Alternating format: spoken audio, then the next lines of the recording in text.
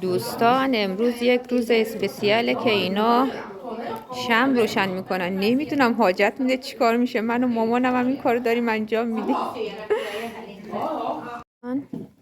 خب دوستان این قسمت هم مسابقه است. با این شیشه ها و شکر و روبان و نخ اینجوری شیشه رو تزیین میکنیم یه دونه جاشمی. بعد اون قسمت جایزه میده. مثل سری قبل که بینگو بازی کردیم برنده شدیم، جایزه داد. خب دوستان بعدش میایم این قسمت میشینیم، بعدش با فرزاد بازی میکنیم. خب دوستان الان شروع میکنیم به اینکه چیکار کنیم. اول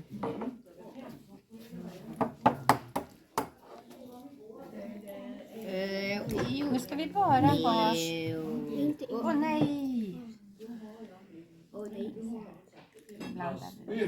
خب فقط سفیده تخم مرغ باید داشته باشیم. Nej, det är ingen fara. Det är för att vi ska ha det gula. Vem bryr sig?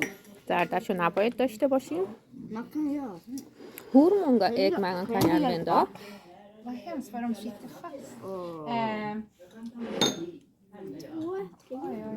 Jag ska bara höra så att det stämmer. Jag tycker att man borde... خب دوستان دوست عزیزمون موفق نشد. من سفیده رو از زرده جدا کردم، گذاشتم اینجا تا مرحله بعدی رو انجام بدیم.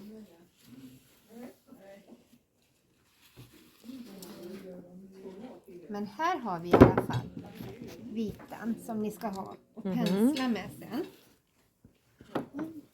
Så. Det här har ju fastnat. Har fastnat i. Det går inte att ta upp det. Så då har vi gult fint.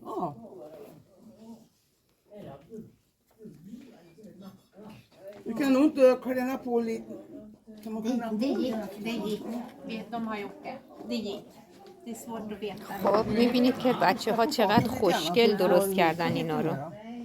چقدر هم ذوق کردن از اینکه این شیشه ها رو به این قشنگی تزیین کردن.